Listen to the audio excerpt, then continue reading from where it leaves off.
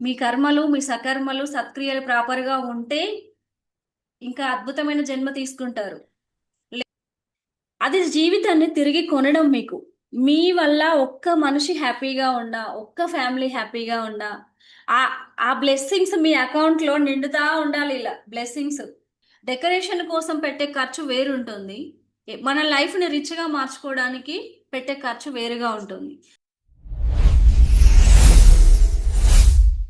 10 లక్షలు సంపాదించేంత వరకు ఏం చేయాలో నేను ఈరోజు మీ క్లాస్లో చెప్తాను. ఈ రోజు టాపిక్ మనది డబ్బు సంపాదించడం కాదు, డబ్బుతో జీవితాన్ని ఎలా బిల్డ్ చేయాలి అనేది నేర్చుకోబోతున్నాం. డబ్బును సంపాదించడం ఒక్కటే ఒక టార్గెట్ లాగా మనం చూస్తున్నాం ఇన్ని డేస్ నుంచి. ఆ డబ్బుతో మన లైఫ్ ని ఎలా బిల్డ్ చేసుకోవాలి? ఇటుకలు కొని పెడితే సరిపోతుందా? ఇల్లు కట్టాలి కదా. అదే విధంగా మరి ఈ యొక్క డబ్బుతో మన జీవితాన్ని బిల్డ్ చేసుకోవాలి అంటే మనకు కొన్నింటి పైన ఒక గ్రిప్ రావాలి. అవేంటి? ఫస్ట్, టైం పైన ఒక గ్రిప్ ఉండాలి మనకు. మన రిలేషన్షిప్స్ పైన ఒక గ్రిప్ ఉండాలి. మీ యొక్క సైకలాజికల్ గా మానసిక ప్రశాంతత పైన మీకు ఒక గ్రిప్ అనేది ఉండాలి. మంచి ఆలోచన కూడా చేయాలి. ఫస్ట్ జాబ్ నుండి ఇవన్నీ చేయాలి అంటే డబ్బు కావాలి. అవునా కదా? సో మరి ఉద్యోగం చేసే దగ్గర నుండి 10 లక్షలు సంపాదించేంత వరకు, ఉద్యోగంలో కూడా 10 లక్షలు వస్తాయన్న వాళ్ళు ఇక్కడ ఎవరైనా ఉన్నారా? ఉంటే హ్యాండ్ రైజ్ చేయండి. మేడం, నేను జాబ్ చేసి 10 లక్షలు సంపాదిస్తున్నా అనేవారు. ఓకే. 10 లక్షలు సంపాదించేంత వరకు ఏం చేయాలో నేను ఈరోజు మీ క్లాస్లో చెప్తాను. సరేనా? డబ్బు సంపాదించడం కాదు, డబ్బుతో జీవితాన్ని నిర్మించుకుందాం. ఎలా? చాలా మంది జీవితం అంతా డబ్బు కోసమే పరిగెడతారు. ఎప్పుడైనా ఒక ప్రశ్న వాళ్ళని వాళ్ళు వేసుకున్నారా? ఇక్కడున్న మీరైనా ఎప్పుడైనా వేసుకున్నారా? ఈ డబ్బు నిజంగా నా జీవితాన్ని ఆనందంగా మార్చుతుందా అని ఒక్కసారైనా? చాలా మంది వేసుకొనే ఉంటారు. నేనైతే వేసుకుంటాను. నేనైతే వేసుకుంటాను. నేను ఏదన్నా వస్తువు కొన్నా సరే, ఈ వస్తువు ద్వారా నేను ఎంత హ్యాపీగా ఉంటానో ఫస్టే క్యాలిక్యులేట్ చేసుకుంటాను నేను. ఫస్టే నేను చూసుకుంటా. చూసుకున్న తర్వాతే దాన్ని కొంటా. ఎందుకంటే ఆ సంతోషంగా ఏ చిన్న గుండు పిండి కొన్నా నేను హ్యాపీనెస్ తోనే నా ఇంటికి తెచ్చుకుంటా. దాని వెనకాల దాని నీడ్ ఎంతో ఉంటది. డబ్బు యొక్క అసలు విలువ ఏంటి? అది ఎంత ఉందో కాదు మనకి, అది ఎంత స్వేచ్ఛనిస్తుంది, ఎంత ప్రశాంతతనిస్తుంది, మీకు ఎంత హ్యాపీనెస్ ఇస్తుందో అక్కడే ఉంది డబ్బు యొక్క వాల్యూ.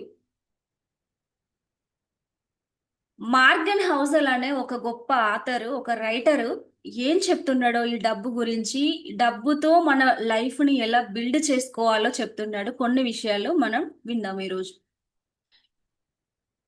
డబ్బు ఖర్చు చేసే కళ. అందరం డబ్బు సంపాదించే కళ నేర్చుకోవాలి అని విన్నాం. అవునా కదా? సో ఇక్కడ ఏంటంటే డబ్బు ఖర్చు చేసే కళ గురించి ఈరోజు మనం మాట్లాడుకోబోతున్నాం. డబ్బు ఖర్చు చేయడం అంటే మేడం అని మీరు అనుకోవద్దు. డబ్బు ఖర్చు చేయడం ద్వారా మీకు ఏమేమి వస్తాయి, ఎలా ఉంటుంది అనేది ఇక్కడ మనం చూసుకోవచ్చు. సమయంపై నియంత్రణ కొనండి. సరేనా?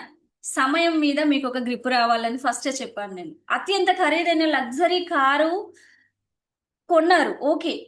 అది కారు కొనడం కాదు మీకు మీ సమయంపై నియంత్రణ అంటే. ఆ సమయం మీద మీకు హక్కు ఉండాలి. మీ టైం మీ చేతిలో ఉండాలి. మేడం, వాచ్ మేము చేతికే పెడతాం అని ఇలాంటి సెటైర్లు ఎవరు వేసుకోవద్దు. ఓకేనా? సమయం అనేది మీ చేతిలో ఉండాలి. ఎలా ఉండాలి? మీరు ఏ టైంకి ఎక్కడ ఉండాలి అనుకుంటున్నారో అక్కడ మీరు ఉండగలగాలి. టైం ఫ్రీడమ్ అనేది మీ మీ చేతుల్లో ఉండాలి. మీరు మీ సమయాన్ని మీకు నచ్చిన విధంగా మీరు గడపగలగాలి. ఫర్ ఎగ్జాంపుల్, ఒక జాబ్ చేస్తున్న పర్సన్ మార్నింగ్ 9 o'clockకి వెళ్ళి మళ్ళీ ఈవినింగ్ 5 వరకు ఉండాల్సిందే. 9 hours ఖచ్చితంగా వర్క్ చేయాల్సిందే. అది ఆయన డ్యూటీ.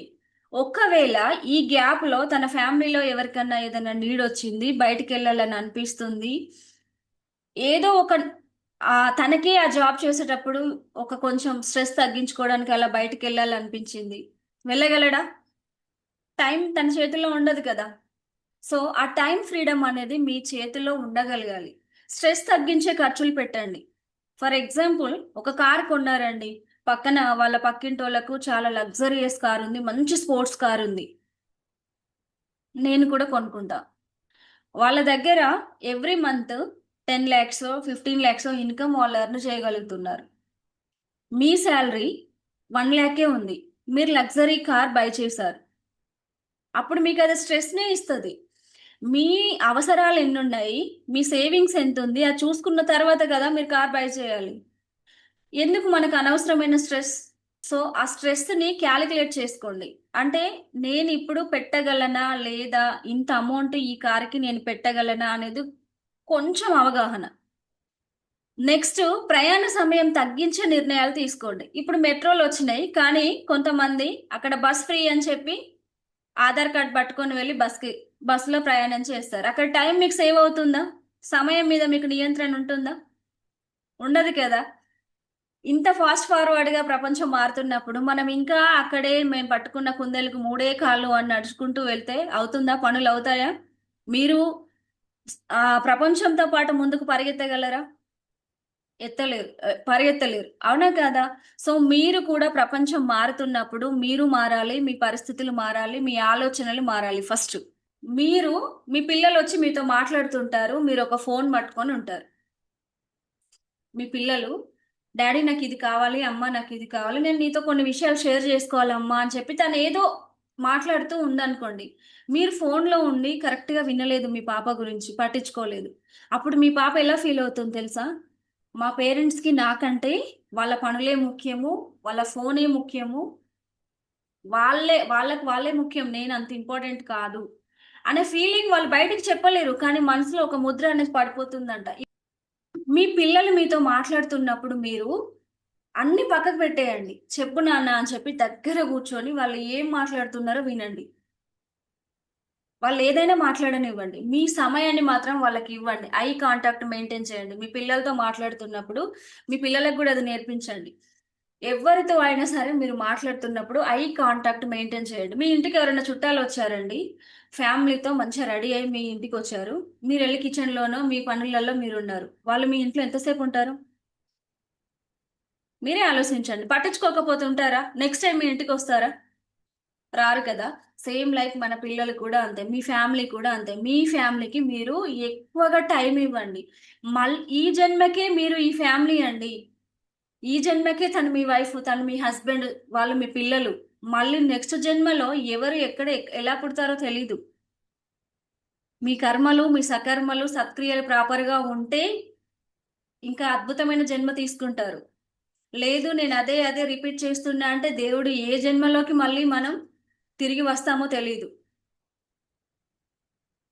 కాబట్టి మీ ఫ్యామిలీతో ఈ జన్మకు, ఈ ఫ్యామిలీ ఏ రిలేషన్ అయితే మీకు ఉంటుందో ఆ రిలేషన్తో మీ సమయాన్ని ఎక్కువగా గడపండి. మీ మీ ఫ్యామిలీతో మీరు సమయం గడపడం ద్వారా ఏమవుతుంది తెలుసా? మీకు ఒక ప్రొటెక్షన్ ఏర్పడుతుంది. మీ ద్వారా వాళ్ళకి ఒక నమ్మకం, ఒక భరోసా కలుగుతుంది. మీ మీ రిలేషన్ ఇంకా డీపెన్ అవుతుంది. నేను ప్రతి క్లాస్లో ఇదే చెప్తాను, మీ రిలేషన్ని డీపెన్ చేసుకోండి, డీపెన్ చేసుకోండి, స్ట్రాంగ్గా చేసుకోండి. కష్ట సమయాల్లో మీ ఫ్యామిలీ మీకు సపోర్ట్గా ఉంటుంది. అన్న తమ్ముళ్ళు, అక్క చెల్లెలు వీళ్ళు రాకపోయినా నీ వైఫ్, నీ పిల్లలు నీతోనే ఉంటారు. ఇప్పుడు వాళ్ళు చిన్నపిల్లలు అవ్వచ్చు, కానీ ప్రతి పరిస్థితిని వాళ్ళు అబ్జర్వ్ చేస్తూ చేస్తూ పెరుగుతున్నారు. ఏదో ఒక సమయంలో వాళ్ళు మీకు తోడుగా ఉంటారు. మా డాడీ మా కోసం ఇంత చేశారు, మా అమ్మ మా కోసం ఇంత చేశారు. ఏదో ఒక టైంలో వాళ్ళు మీకు సపోర్ట్గా అవుతారు. మీరు ఇచ్చే ఈ టైము వాళ్ళకు, వాళ్ళు పెద్ద అయ్యాక చాలా సపోర్ట్గా వాళ్ళకి అది గుర్తొస్తూ ఉంటుంది. మా డాడీ మాతో ఈ సమయాన్ని గడిపేవాళ్ళు అని. ఇవే నిజమైన సంపదలు. వీటిని మనం ఐడెంటిఫై చేయాలి. వస్తువుల కంటే జ్ఞాపకాలు. కొత్త ఫోన్ కొనిచ్చారండి మీ పేరెంట్స్కి, ఆ ఆనందం ఎన్ని రోజులు ఉంటుందండి? ఫోన్ పాతగా అయ్యేంత వరకు ఉంటుంది.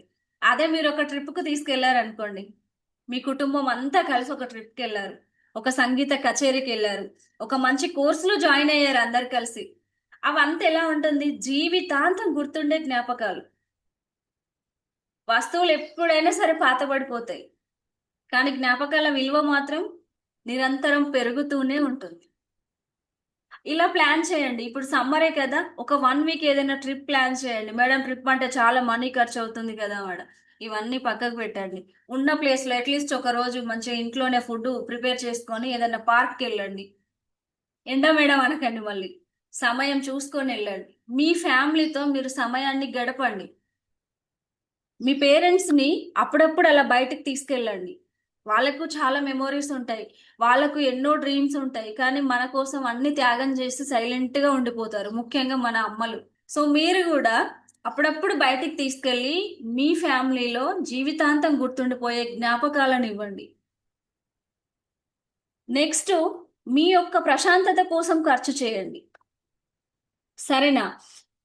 మానసిక ప్రశాంతత కోసం. మీ ఫ్యామిలీలో చాలా మంది ఇప్పటి వరకు ఎంతమంది నేను సేవింగ్స్ స్టార్ట్ చేశాను అని అనుకుంటున్నారు? ఎంతమంది సేవింగ్స్ స్టార్ట్ చేశారు? ఎమర్జెన్సీ ఫండ్ కానివ్వండి, ఇన్సూరెన్సులు కానివ్వండి, ఏదైనా చేశారా? చేసిన వాళ్ళు మాత్రం సూపర్ అండి. ఎందుకంటే ఒక నమ్మకమైన వెహికల్ మీకు ఇంపార్టెంట్. డబ్బు ఖర్చు ఎలాగో చేస్తున్నాం, మీ ఫ్యామిలీ సెక్యూరిటీ కోసం ఒక మంచి లగ్జరీ కారే కొనండి. అంటే ఎలా ఉండాలి అంటే, మీ సెక్యూరిటీ ఇంపార్టెంట్, మీ family security important. Normal car 4-5 లక్షల్లో వచ్చేది తీసుకోకండి. కొంచెం సేఫ్టీ కూడా చూసుకోండి మీ ఫ్యామిలీ కోసం. ఇవి లాభం కోసం కాదు, భారీ నష్టాన్ని నివారిస్తాయి.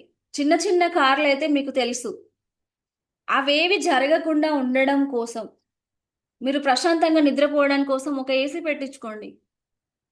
ఒక మంచి మ్యాట్రెస్ తీసుకోండి. స్ప్రింగ్ మ్యాట్రెస్ ఏదో, పిల్లలు కొంచెం, మా పిల్లలైతే మా బెడ్ మీద మొత్తం ఇలా ఇంత ఇక్కడ ఇక్కడ దూకారంటే అంత పైకి లేసి మళ్ళీ అలా పడతారు. అలా ఆడతారు వాళ్ళు. వాళ్ళకి అంత అంత హ్యాపీగా ఆడుకుంటారు. సో అది మీకు వృధా ఖర్చులాగా మీరు ఫీల్ అవ్వకండి. మీ మానసిక ప్రశాంతత మీకు ఇంపార్టెంట్ అండి. బయట ఇది మీరు కొనలేరు. సరేనా? మీ ఫ్యామిలీ కోసం ఒక లగ్జరీ కారే బై చేయండి. సేఫ్టీ కార్ చూసుకోండి. తిరగండి. ఇందులో ఏ కారు బెస్ట్ గా ఉంటుంది అనేది మీరు సెర్చ్ చేసి మంచి కార్ తీసుకోండి మీ ఫ్యామిలీ కోసం. ఇన్సూరెన్స్లు ప్లాన్ చేయండి. మనీ సేవింగ్స్ స్టార్ట్ చేయండి. అవి మీకు ఎమర్జెన్సీ టైంలో నీడ్ అవుతాయి.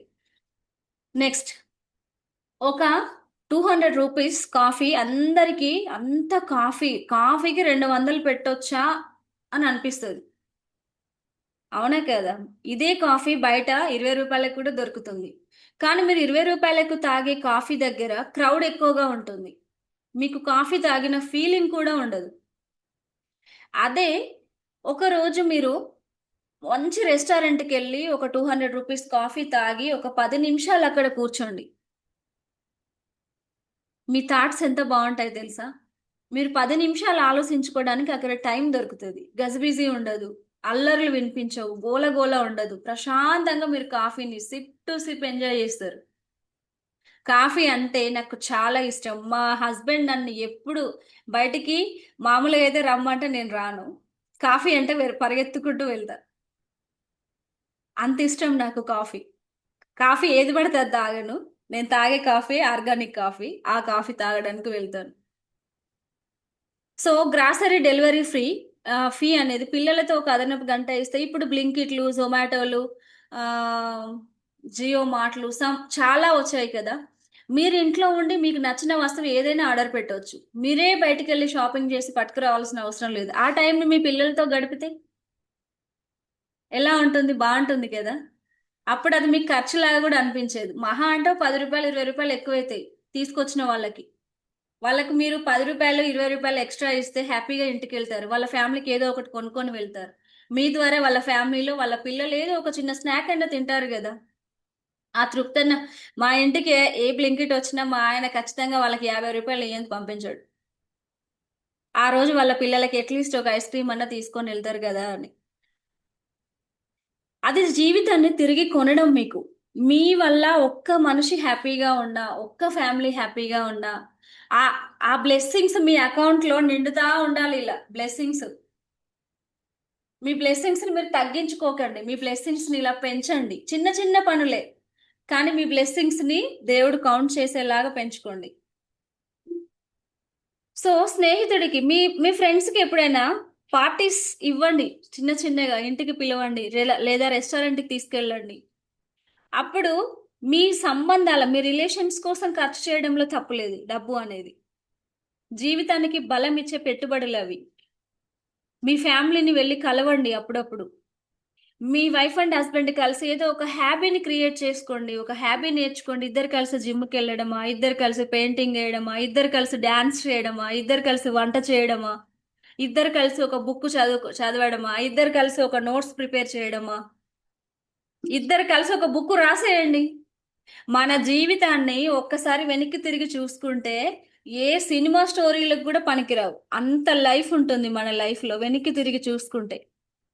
మా అరుణ్ సార్కి ఒక డ్రీమ్, తనలో మంచి డైరెక్టర్ ఉంటారు, ప్రతి దాన్ని డైరెక్టర్ కోణంలోనే చూస్తాడు. మా అరుణ్ సార్తో మేమంతా కలిసి మా ఫ్యామిలీ ఒక మూవీ చూస్తే ప్రతి సీన్ ని ఒక డైరెక్టర్ ఎలా అయితే ఆలోచిస్తాడో సేమ్ అలాగే చెప్తాడు.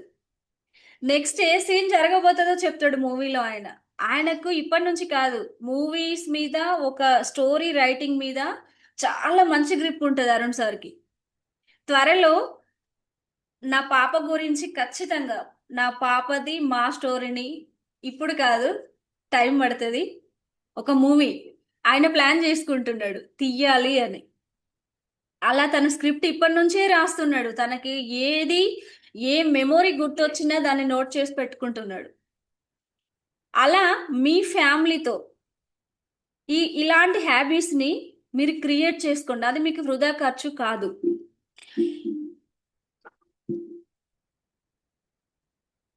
ఓకే, నెక్స్ట్, బుక్స్ చదవడం మర్చిపోకండి. ప్రతిరోజు ఒక 15 నిమిషాలన్నా మీరు బుక్స్ చదవండి.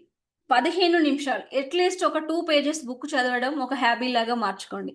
నెక్స్ట్ ఏంటి, నీ యొక్క విలువలకు సరిపోయేలా ఖర్చు చేయి.